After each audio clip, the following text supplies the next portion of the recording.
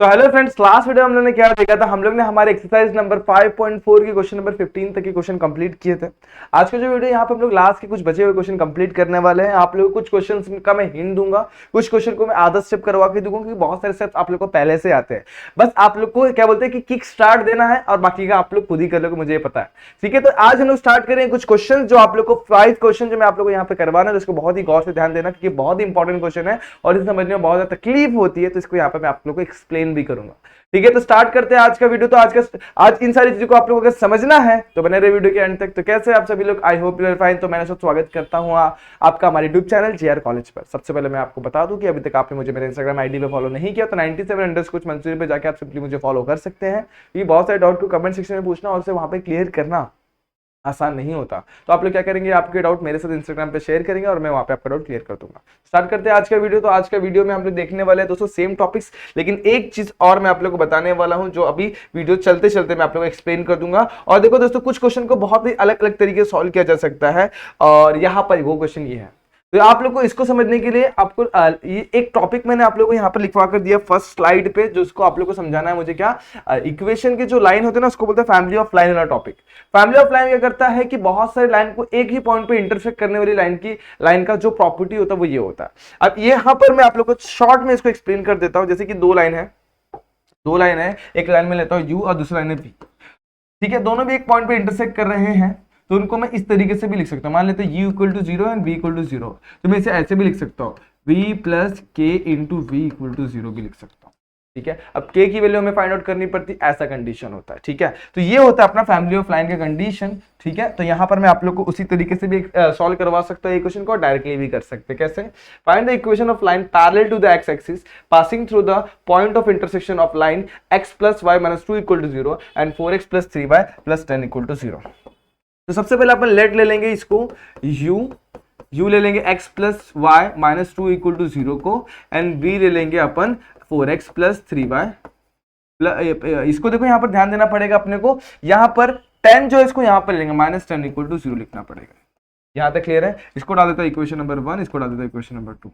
ठीक है, अब इन दोनों कंबाइंड इक्वेशन कुछ इस तरीके से दिया जाएगा, u प्लस के भी तरीके से दिया जाएगा।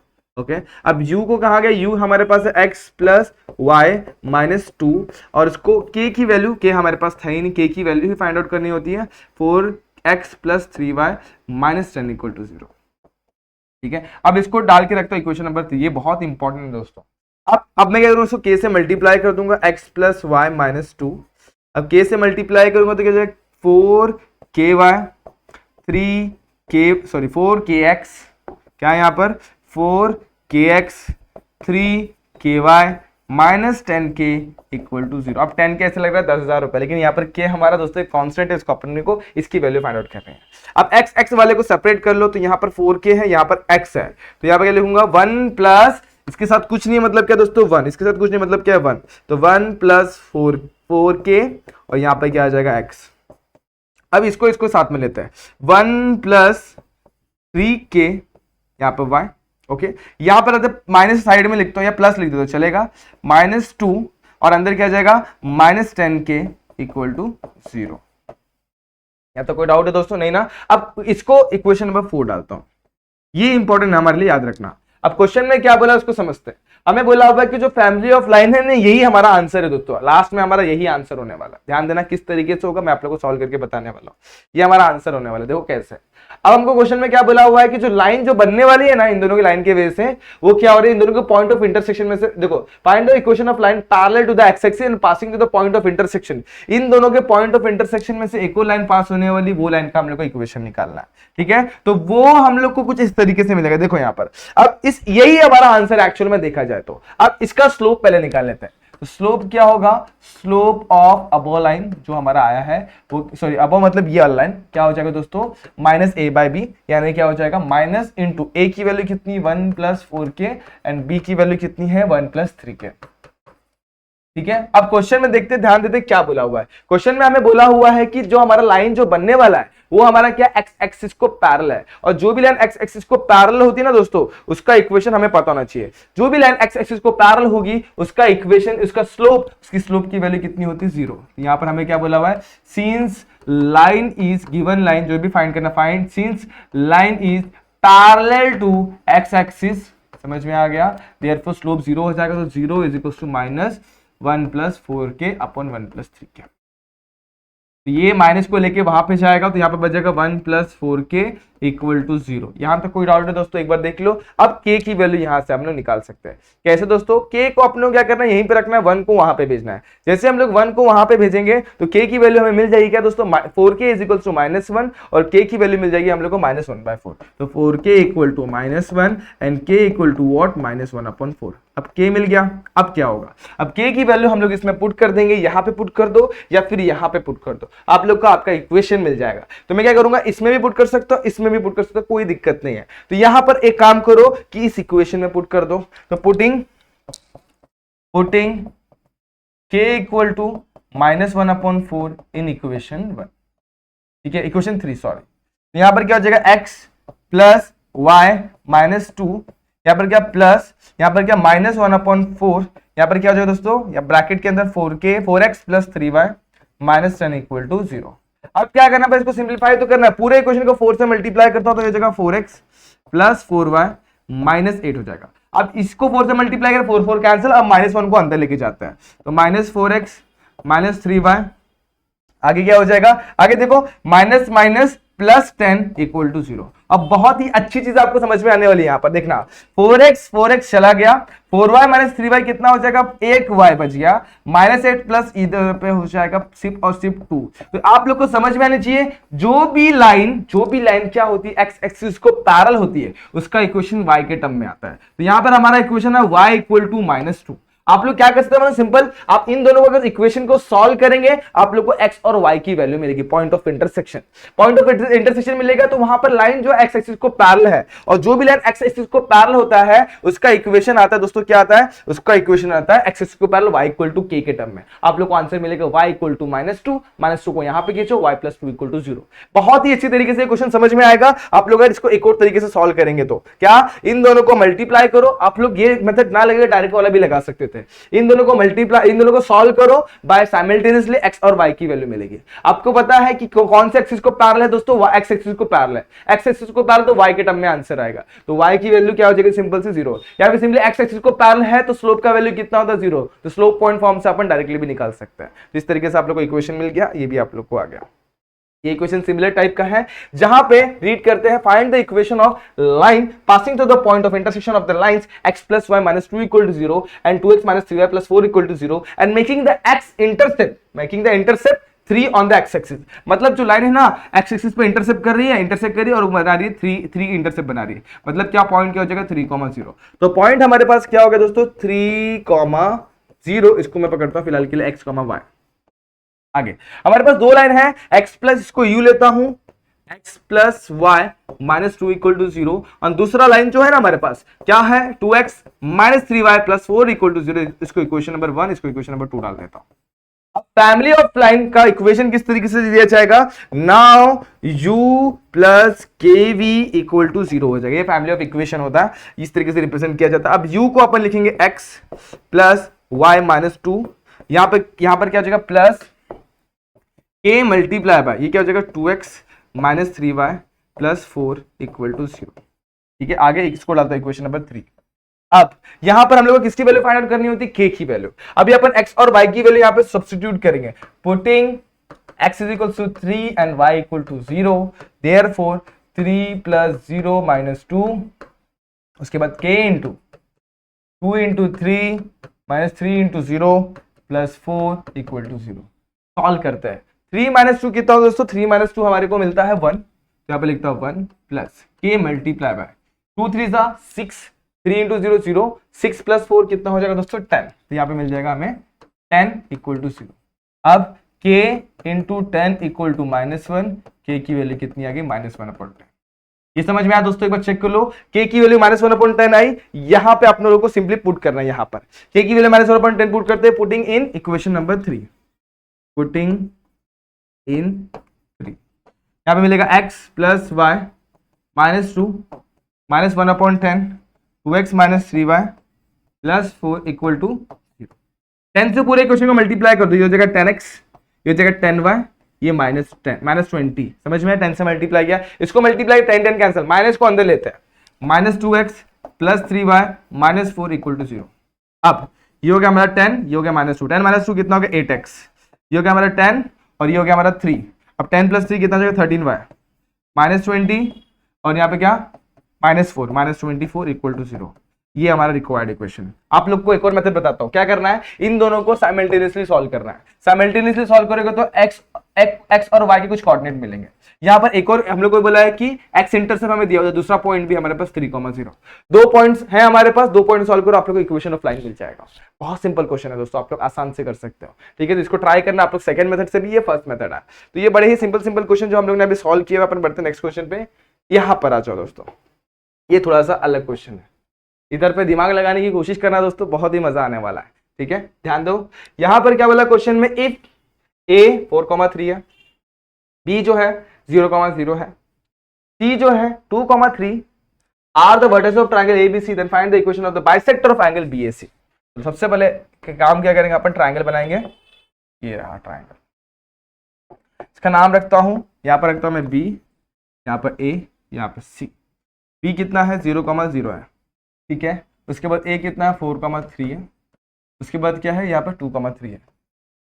अब आप लोग को मैं एक चीज बता रहा हूँ दोस्तों, ध्यान देना। हाँ, B क्या हमारे पास 4,3 है और ये क्या है 2,3 है, मतलब इस कुछ तो भी स्ट्रेट लाइन जैसे कुछ तो भी फंडा बनने वाला है, मतलब ये x के टर्म में स्ट्रेट लाइन आएगा। कोई बात नहीं, कोई टेंशन नहीं, अपन जैसे बना रहे हैं एकदम सही है, कुछ दिक्कत नहीं है।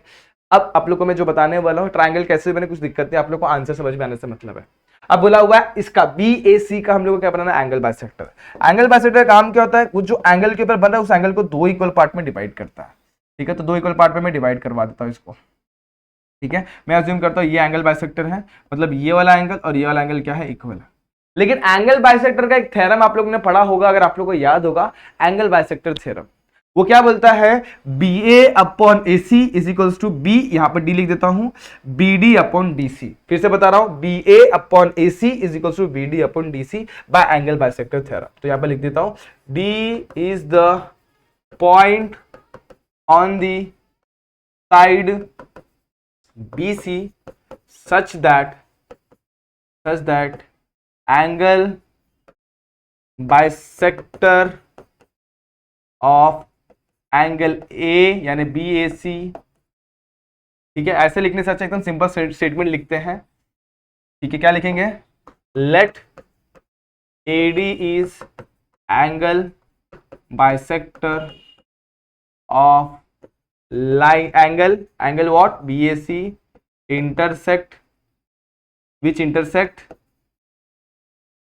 BC at point D। या तो समझ में आया दोस्तों, बस यही आप लोग का इंपॉर्टेंट स्टेटमेंट, इसके बाद फाइंड आउट करना है। तो सबसे पहले आप लोग को इसका कोऑर्डिनेट किसी भी तरीके से निकालना होगा, किसी भी तरीके से।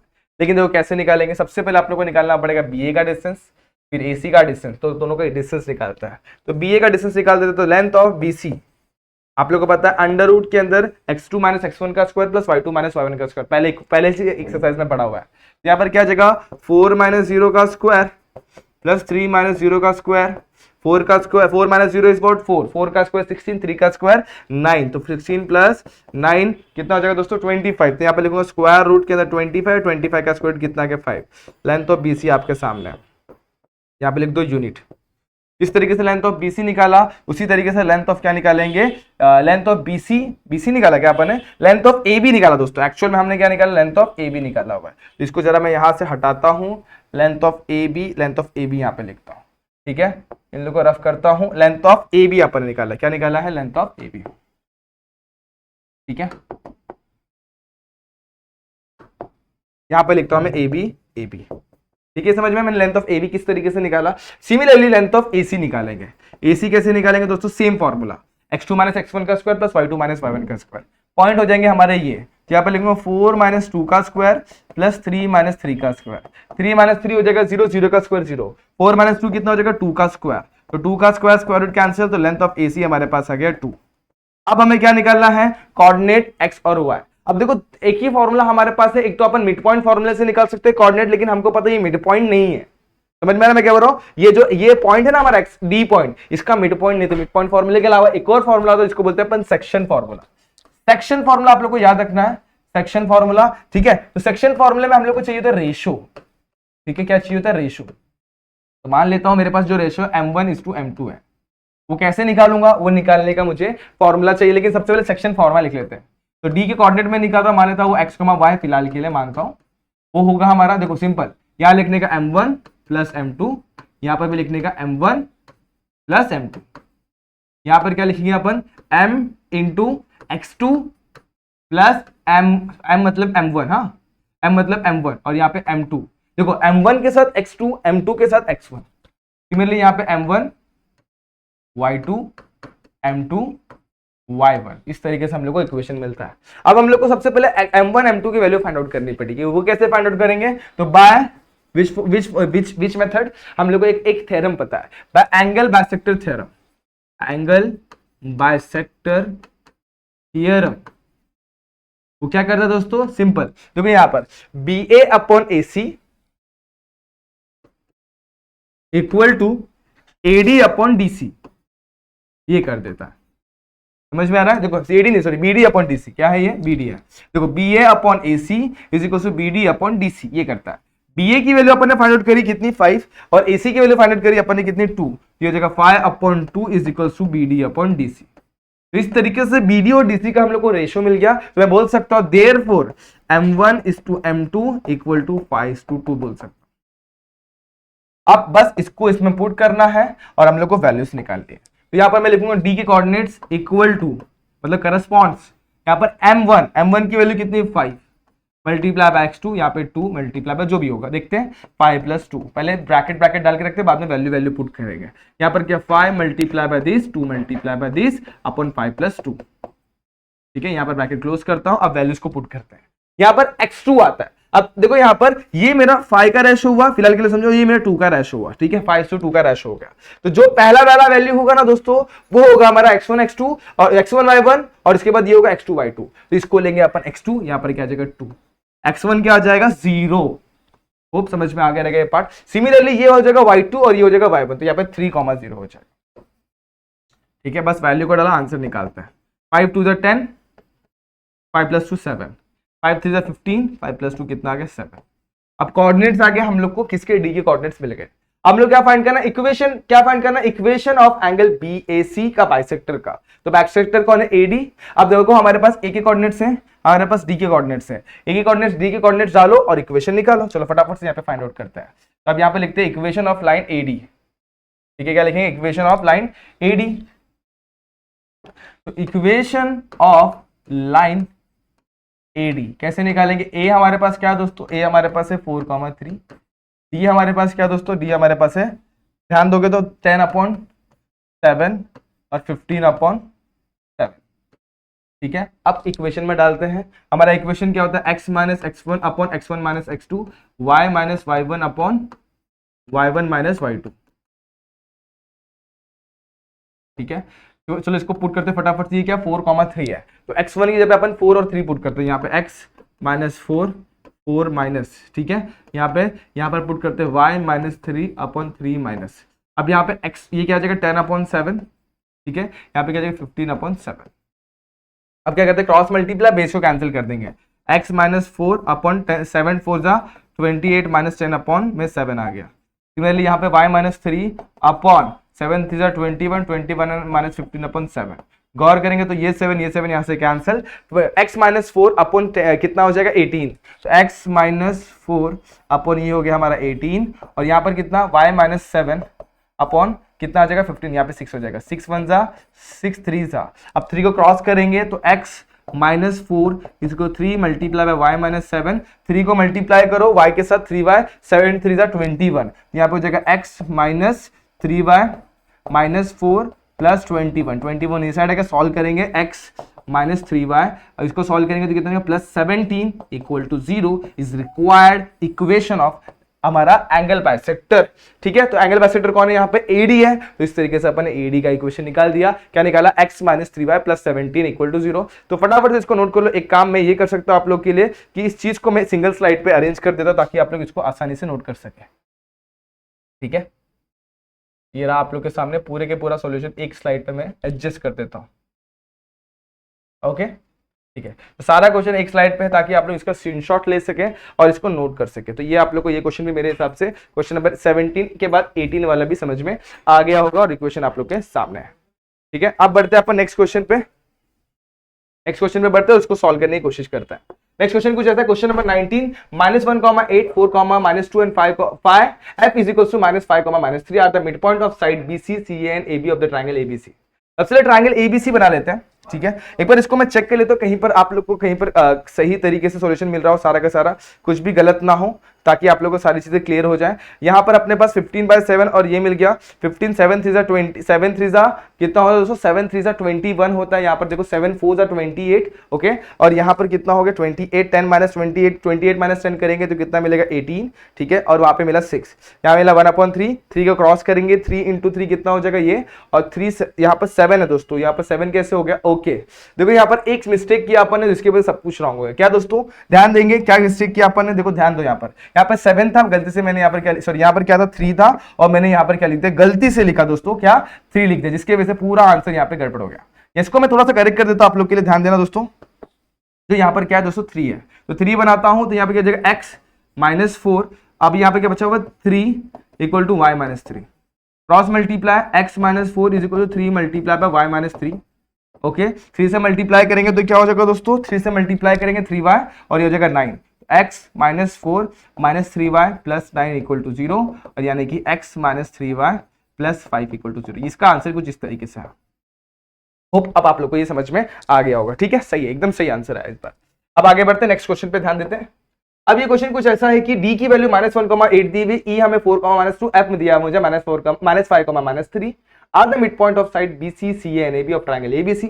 Find the equation of triangle, find the equation of sides of triangle ABC। तो दो क्वेश्चन है, पहला क्वेश्चन ये है, ठीक है, इसका मैं आधा करवा कर दूंगा, जिसमें आप लोग को इक्वेशन खुद से फाइंड करना है, बस अपने को पॉइंट्स निकालना है। तो क्वेश्चन को पहले समझते हैं, एनालाइज करते हैं, सॉल्व करने की कोशिश करते हैं। ठीक है, चलो सबसे पहले एक ट्रायंगल में बनाता हूं, ये मेरा ट्रायंगल है। ठीक है, तो मैंने यहां पे रखा, ओके। अब यहां पे ध्यान देंगे तो इसका नाम मैं रख देता हूं, ट्रायंगल का नाम क्या है, DEF नाम है, तो यहां पे रखता हूं मैं D, यहां पे नाम रखता हूं मैं E, यहां पे रखता हूं F।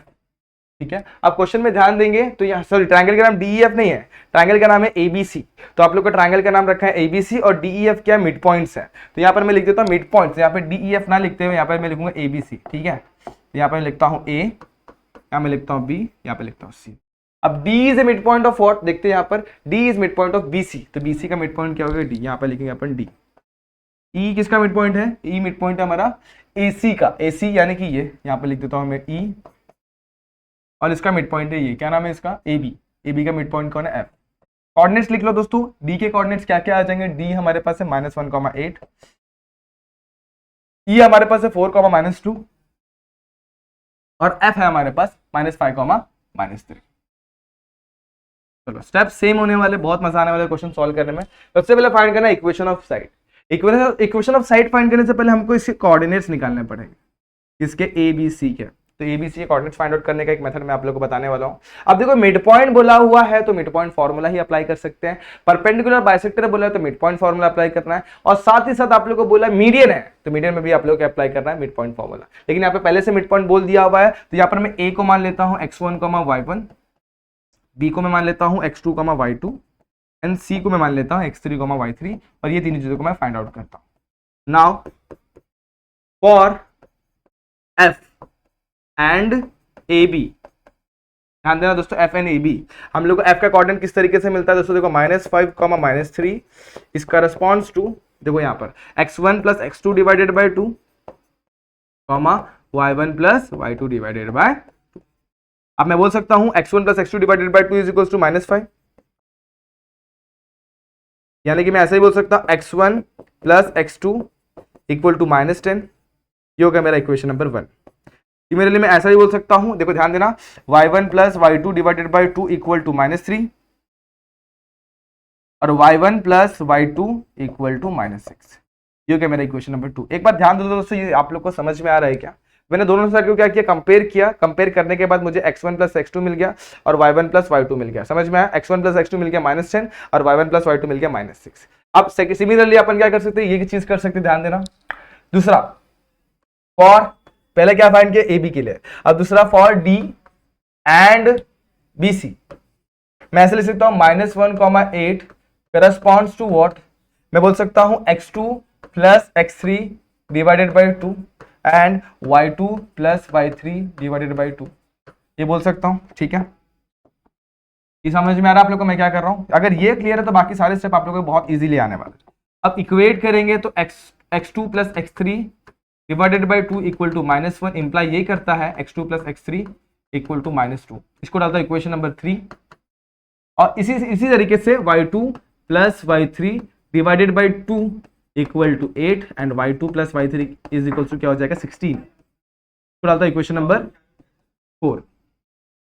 3 and 4 done. अब अपन जाते हैं एसी के पास। एसी के लिए भी सेम चीज करना है, क्या करेंगे, फॉर ई एंड एसी। अब यहां पे ध्यान देंगे तो E is mid point of AC, that means E के जो कोऑर्डिनेट है 4,-2 करस्पॉन्ड्स टू, अब इसे कोऑर्डिनेट्स क्या x1 और x3 है, तो क्या हो जाएगा x1 plus x3 divided by 2, y1 plus y3 divided by 2।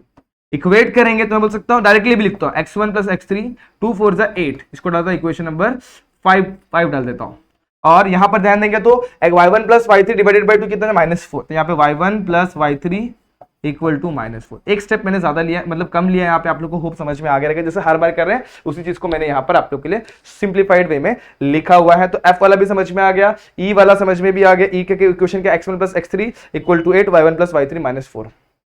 अब इसी तरीके से एफ के लिए भी आप लोग को आ गया। अब अपन क्या करेंगे, एक्स वाले जो इक्वेशन को साथ में ले लेंगे, तो अपन ऐड करेंगे 1 उसके साथ 3 और उसके साथ 5 को, एडिंग 1 3 5, एडिंग 1 3 एंड 5। चलो ऐड कर दो, तो ये x1 plus x2 plus x2 plus x3 plus आगे लास्ट में जाते हैं y2, इसके बाद लास्ट में x1 प्लस x3, देखो यहाँ पर x1 plus x2 plus x2 plus x3 और लास्ट में x1 प्लस x3। इन दोनों को मैं अगर ऐड करता हूं, राइट हैंड साइड को भी ऐड कर दो, यहां पर क्या -10, यहां पर क्या -2 और यहां पर क्या है 8, तो -10 प्लस -2 कितना हो जाएगा -12, यहां पर -10 -2 और +8 है दोस्तों, ध्यान दें, हाँ +8 है। -10 -2 कितना हो जाएगा -12 और -12 प्लस 8 हो जाएगा हमारे पास, -12 प्लस -8 हो जाएगा हम लोग को कितना मिल जाएगा दोस्तों, -4 मिल जाएगा। ध्यान देना दोस्तों, -12 ये यहाँ पे मिलेगा -4। अब यहाँ पे आते हैं x1 plus x1 2x1, x2 plus x2 2x2 और x3 प्लस x3 2x3। पूरे क्वेश्चन को 2 से डिवाइड कर दो, x1 plus x2 plus x3 कितना हो जाएगा -2, जो कि इक्वेशन नंबर, इसको डालता हूं मैं 6 तक हो गया, 7 डाल देता। अब देखो आप लोगों को आंसर फटाफट मिलने वाला है, क्यों, x1 प्लस x2 की वैल्यू पता है, x1 प्लस x2 कितना -10, तो पुटिंग फर्स्ट इन 7th डाल दो यहां पर, तो यहां पर क्या मिल जाएगा -10 प्लस x3 इक्वल टू -2, तो x3 की वैल्यू कितनी मिल जाएगी, इसको यहां पर लेके जाएंगे -10, यहां पर ध्यान देना -10 और +10 हो जाएगा, तो यहां पर जाएगा -10 का +10 और -2 +10, कितना हो गया x3 की वैल्यू 8, x3 8 आ गया। अब अपन निकालेंगे x2, x3 की वैल्यू 8 पुट कर दो, किसमें पुट करेंगे दोस्तों, 5th में, तो 5th वाले में पुट करेंगे तो आप लोगों को क्या क्या मिल जाएगा, ध्यान दो, 5th में x3 पुट किया x1 मिल जाएगा, तो डाल दो यहां पर putting x3 equal to 8 in 5th, डालो, तो यहां पर 8 डालेंगे तो x1 प्लस 8 इक्वल टू 8, यानी x1 की वैल्यू कितनी मिल गई 0।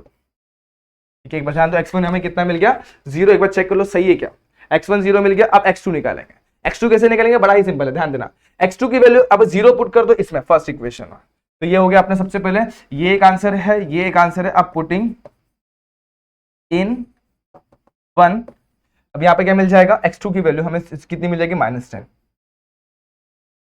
देखो x वाले पार्ट तो डन हो गया।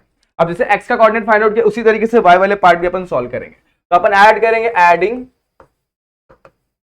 सेकंड 4th एंड 6th, मतलब क्या, y1 plus y2 y2 plus y3 plus y1 plus y3 equal to, यहां पे ध्यान देते हैं, अब y1 प्लस y2 -6 है, उसी के साथ साथ ये है 16 और ये है -4, तो यहां पर -6 16 और -6 16 और यहां पर क्या है -4 या +4 दोस्तों, -4, इस चीज पे ध्यान देंगे।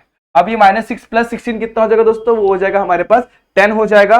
और 10 के बाद इसमें से अपन क्या करेंगे, 10 के लिए अपन क्या करेंगे, इसमें से अपन सब्सट्रैक्ट करेंगे -4 को, तो हमें कितना मिल जाएगा, देखो 10 - 4 कितना बचेगा 6, तो यहाँ मिलेगा हम लोग को 6।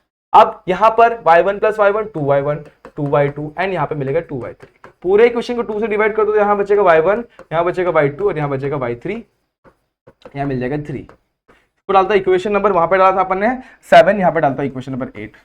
अब सेकंड को 8 में पुट करता, पुटिंग सेकंड इन 8, जहां पे हमारे पास y1 + y2 जो था -6 था, इसके जगह अपन क्या लिखेंगे, -6 + y3 = 3, उस साइड जगह तो -6 का +6, y3 = कितना मिल जाएगा 9। ठीक है, अब इसको 9 को अपन पुट करेंगे किसमें दोस्तों, किसी में भी पुट कर दो, सेकंड मतलब फोर्थ में पुट कर दो, पुटिंग y3 = 9 इन कौन सा इक्वेशन दोस्तों, इन इक्वेशन फोर्थ इन 4, तो यहां पर क्या हो जाएगा, y2 + 9 = 16, 9 उस साइड जाएगा तो y2 = कितना मिल जाएगा 7। y2 हमारे हाथ में आ गया। अब तीसरा पार्ट दोस्तों y1 निकालना। अब देखो इसको पुट करते हैं इसमें पहले इक्वेशन में, तो सॉरी सेकेंड इक्वेशन में, यहाँ पे हम लोग को y1 के पुटिंग y2 इन सेकेंड। अब देखो यहाँ पर ध्यान दोगे तो ये अपने पास 7 है, 7 उस साइड जाएगा तो क्या हो जाएगा -7। ठीक है, देखो यहाँ पर हमारे पास कितना +7 उस साइड जाएगा -7, -6 - 7 कितना हो जाएगा दोस्तों 6, यहाँ पे 13, तो यहाँ पे y किसकी y1 की वैल्यू कितनी जाएगी -13। तो होप ये भी आप लोगों को समझ में आ गया, जिसमें y3 हमारा कितना है, y3 हमारा है 9, y2 आया हमारा 7 और y1 की वैल्यू कितनी है कि -13। होप ये भी आप लोगों को समझ में आ गया होगा। अब अपने कोऑर्डिनेट्स लिख लेते हैं। ट्रायंगल में कोऑर्डिनेट्स लिखेंगे तो देखो ध्यान दो, x1 और y1 हमारे पास क्या है, x1 हमारे पास है दोस्तों -10, सॉरी x1 हमारे पास कितना, ध्यान देते हैं x1 0 है, और x2 है हमारे पास, सॉरी y1 है हमारे पास -13, तो यहां पर हो गया x1, y1 की वैल्यू हो गई 0, -13, x2, y2 और x3, y3 भी निकाल लेते हैं। अब यहाँ पे जो वैल्यू वो लिख लेते हैं। y2 की वैल्यू कितनी है हमारे पास 16 है क्या, 7 है, और y3 की वैल्यू कितनी है हमारे पास 9 है। अब जैसे x2 की वैल्यू भी ढूंढ लेते हैं, x2 हमारे पास है -10 और ये है हमारे पास 8, x2 हमारे पास है -10 और ये हमारे पास 8। अब x था हमारे x1 y1 थे हमारे कोऑर्डिनेट ऑफ a, ये हमारा कोऑर्डिनेट था b का और ये हमारा कोऑर्डिनेट था c का। अब बस कोऑर्डिनेट्स ही फाइंड करना सबसे बड़ी दिक्कत का काम था। कोऑर्डिनेट्स मिल गया, सब कुछ मिल जाएगा जो आप लोग को चाहिए। हमें क्या निकालना है, साइड्स के इक्वेशन निकालना है। अब साइड के इक्वेशन निकालो दोस्तों। साइड के इक्वेशन कैसे मिलेंगे, देखो यहाँ पर बहुत ही सिंपल है। ठीक है, अब सबसे पहले इक्वेशन ऑफ ए भी निकालते हैं। इक्वेशन क्या है, x - x1 अपन x1 - x2, y - y1 अपन y1 - y2। यहाँ पर x1 लेते हैं अपन इसको, ठीक है, तो यहाँ पर कितना हो जाएगा 0 और 0, यहाँ पर आ जाएगा -10। ठीक है, यहाँ पर लेंगे -13, तो यहाँ पर ले लेंगे -13, यहाँ पे आ जाएगा -7। x - 0 x -10 +10 हो गया, y - 13 y +13 हो गया और ये हो जाएगा -20। कैंसिल, यहाँ पे बचा -2, यहाँ आएगा तो -2x + y 13, यहाँ पर कुछ इस तरीके से -2x हो जाएगा, -2x का क्या हो जाएगा +2x, 2x + y + 13 = 0। अब जब जैसे अपन ने AB का निकाला उसी तरीके से अपन BC का निकाल सकते हैं, CD का निकाल सकते हैं। तो तीनों इक्वेशन आप लोग को फाइंड करना है। इक्वेशन ऑफ BC भी निकालो आप लोग और इक्वेशन ऑफ CD भी निकालो। ठीक है, इक्वेशन BC CA भी निकालो। ये तीनों इक्वेशन आप लोग की जिम्मेदारी दोस्तों फाइंड करना। अब नेक्स्ट पार्ट पे ध्यान देते हैं, हमें क्या निकालना है, कोऑर्डिनेट ऑफ सर्कमसेंटर। सर्कमसेंटर पॉइंट ये वो पॉइंट होता है जहां पे हमारे परपेंडिकुलर बाइसेक्टर आके मिलते हैं। अब हमारे पास ट्रायंगल है, हमारे पास ट्रायंगल के कोऑर्डिनेट भी है, यहाँ पे लिखता हूं A, यहाँ पे लिखता हूं B, यहाँ पे लिखता हूं C।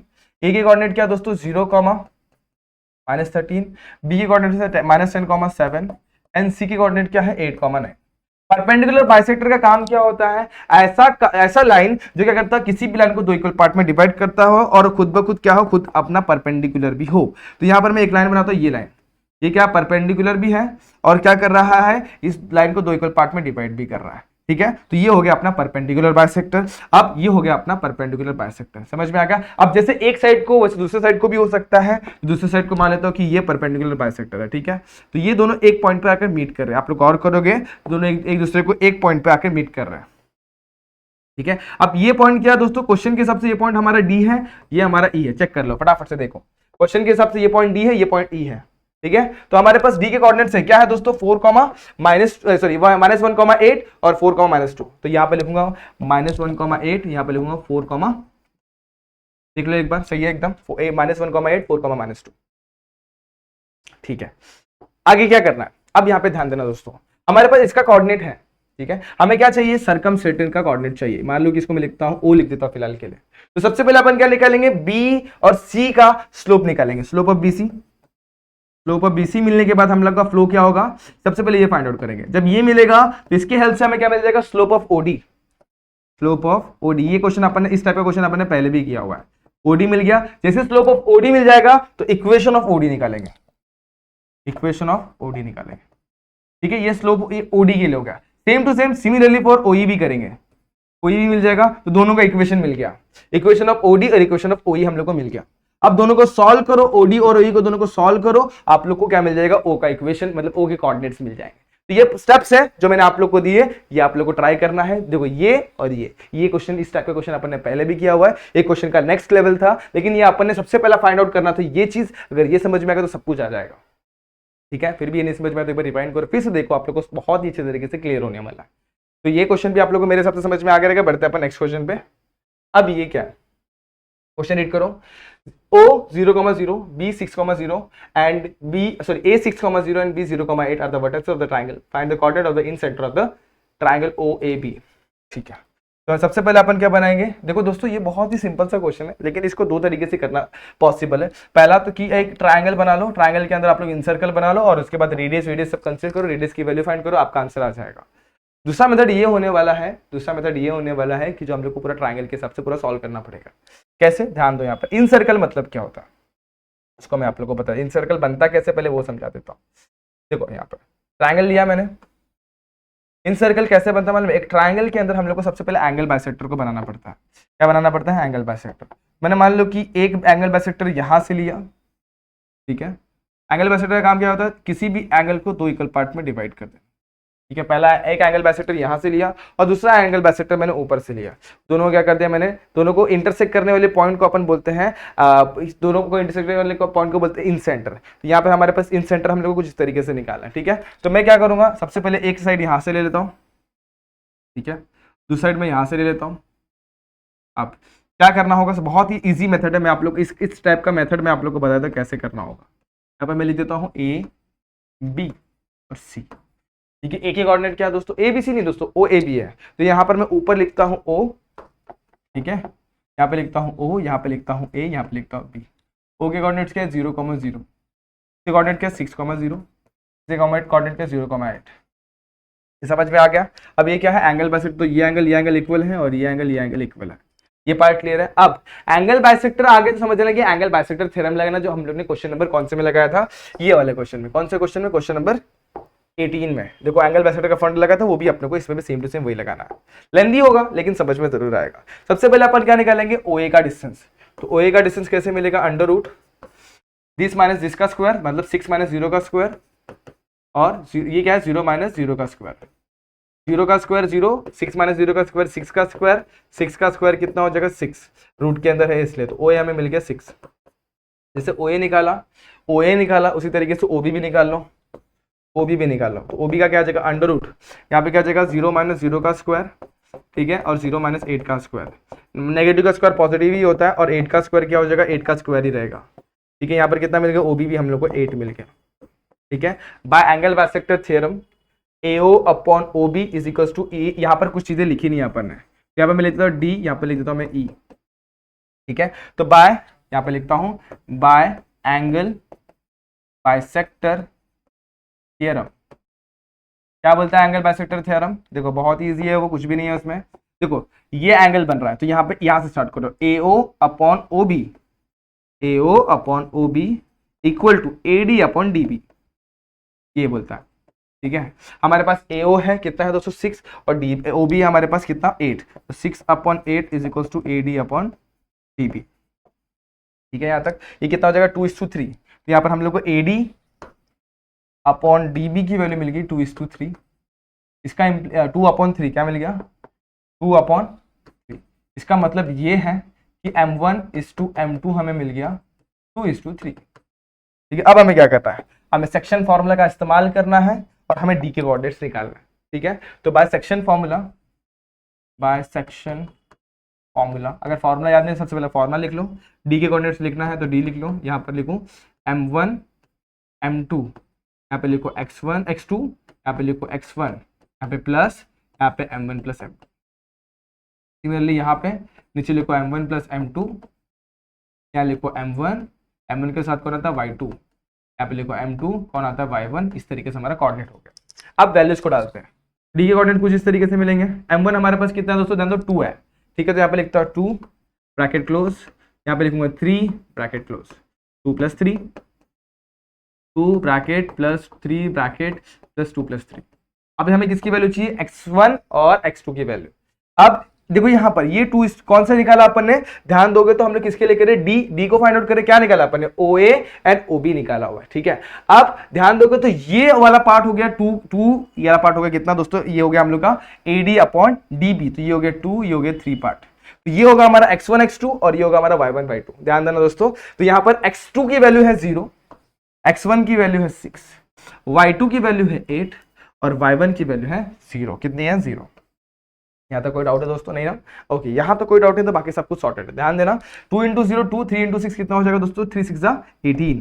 यहाँ पे डी के कोऑर्डिनेट्स मिल जाएंगे 18 अपॉन 5, कॉमा 2 6 2 8 16 अपॉन 5। कोऑर्डिनेट्स आपके पास है। अब देखो दो कोऑर्डिनेट्स है, ओ के कोऑर्डिनेट से डी कोऑर्डिनेट से इक्वेशन ऑफ ओडी मिल जाएगा, ठीक है। तो equation of OD by 2 point form, equation of OD क्या मिल जाएगा, x minus x1 upon x1 minus x2, y minus y1 upon y1 minus y2। तो यहाँ पर x माइनस x1 की वैल्यू मैं लेता हूँ 0, 0 माइनस x2 की वैल्यू तो 18/5, ठीक है। y माइनस y1 की वैल्यू लेता हूँ मैं 0 अगेन, और 0 माइनस ये कितना हो जाएगा दोस्तों 16/5, ठीक है। तो x upon 18/5, y upon 16/5, 5 cancel, 16 को वहां पे लेंगे 16x 18y, ठीक है। यहाँ पे मैं क्या मिल जाएगा 16x minus 18y equal to 0। दोनों भी कॉमन टेबल यानी कि 2 के टेबल में डिवाइड होंगे तो 8x minus 9y equal to 0, जो कि मेरा इक्वेशन नंबर छोड़ा था 1। अब जैसे अपन ने ओडी के लिए फाइंड आउट किया, सेम टू सेम ओई के लिए फाइंड आउट करेंगे आप लोग। अब देखो इतना तो मैंने करके दे दिया, सब कुछ मैं आपको करके दूंगा, तो आप लोग क्या करेंगे, तो आप लोग की जिम्मेदारी सबसे पहले ई के कोऑर्डिनेट निकालो सेम फंडे से। अब ई के कोऑर्डिनेट कैसे मिलेंगे, सबसे पहले आप लोग को निकालना होगा, क्या निकालना होगा, अब देखो ओए अपन निकाला, ओबी अपन निकाला, हमें चाहिए होगा एबी। तो एबी का आप लोग को लेंथ निकालना होगा। एबी का लेंथ कैसे मिलेगा, 0 माइनस 6 का स्क्वायर प्लस 8 माइनस 0 का स्क्वायर, ठीक है, 8 माइनस 0 का स्क्वायर, ठीक है। ध्यान दो यहाँ पे 0 माइनस 6 कितना होगा, माइनस 6 का स्क्वायर कितना होगा 36, और 8 का स्क्वायर होगा 64। एडिशन करेंगे कितना हो जाएगा 100, 100 का स्क्वायर रूट कितना हो जाएगा 10। तो हम लोग को ए बी का कितना मिल गया, 10 यूनिट मिल गया।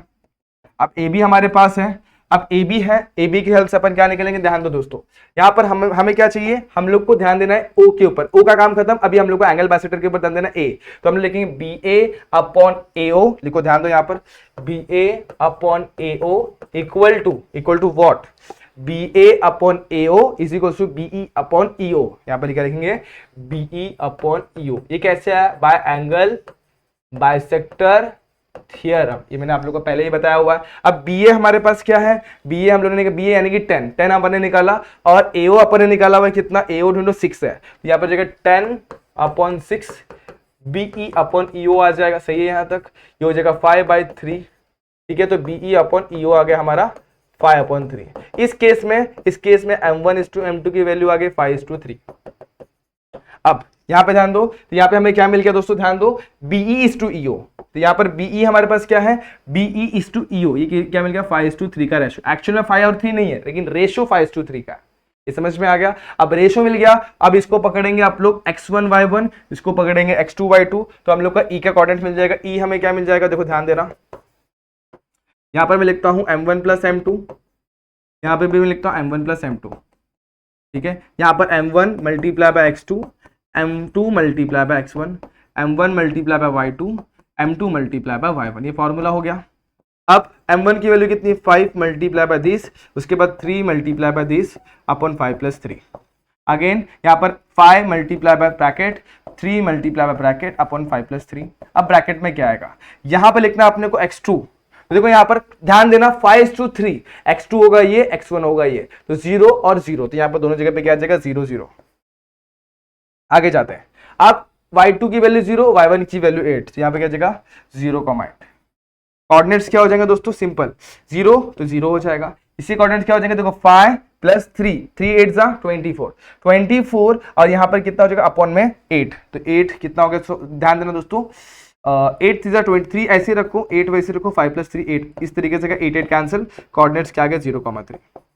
ई के कोऑर्डिनेट्स आपके पास है दोस्तों, ई के कोऑर्डिनेट्स क्या आ गया 0,3। अब क्या करना है, अब आप लोग का साफ एकदम आसान, एकदम इजीली आप लोग को ए का इक्वेशन मिल जाएगा। ई के कोऑर्डिनेट्स आ गए, अब ई के कोऑर्डिनेट्स आपके पास है, ए का इक्वेशन निकाल ले, दोनों इक्वेशन आपने निकाल लिया, पहला इक्वेशन है दूसरा इक्वेशन है, दोनों इक्वेशन फाइंड आउट किए, दोनों को सॉल्व करो, आप लोग का क्या मिल जाएगा, पॉइंट ऑफ इंटरसेक्शन, जो हमारा ओ होने वाला है। समझ में आया, इस तरीके से आप लोग को फाइंड आउट करना है। देखो मैंने आधे से ज्यादा सॉल्व करवा दिया, लास्ट का स्टेप आप लोगों को करना है, किस तरीके से फाइंड आउट करना है वो आपकी जिम्मेदारी है, ठीक है। फिर भी इसके अलावा आप लोग को डाउट आ रहा है इस क्वेश्चन में तो मुझे कमेंट सेक्शन में बताना, अदरवाइज मेरे साथ इंस्टाग्राम पे शेयर कर देना, मैं वहां पे भी आप लोग का डाउट क्लियर कर दूंगा। तो बस आज के लिए इतना ही, होप आप लोग को ये सारे क्वेश्चन समझ में आएंगे। बहुत सारे क्वेश्चन सॉल्व किए दोस्तों, सबके सब क्वेश्चन इस एक्सरसाइज के सॉल्व किए हुए, आप लोग को सारे क्वेश्चन प्रैक्टिस करने और क्या करना है, मिसलेनियस के क्वेश्चन भी प्रैक्टिस करने और साथ ही साथ सॉल्व एग्जांपल भी कर लोगे तो एकदम वाही वाह हो जाएगी, ठीक है। तो आज के लिए बस इतना ही, होप ये सारे क्वेश्चन आप लोग को समझ में आएंगे, होप ये वीडियो भी आप लोग को पसंद आई होगी। अगर पसंद आई है तो like the video, share the video, subscribe channel. मिलते हैं नेक्स्ट वीडियो में, जहां पे हम लोग क्या करेंगे, एक नया चैप्टर स्टार्ट करेंगे। तब तक के लिए स्टे ट्यून और गुड बाय।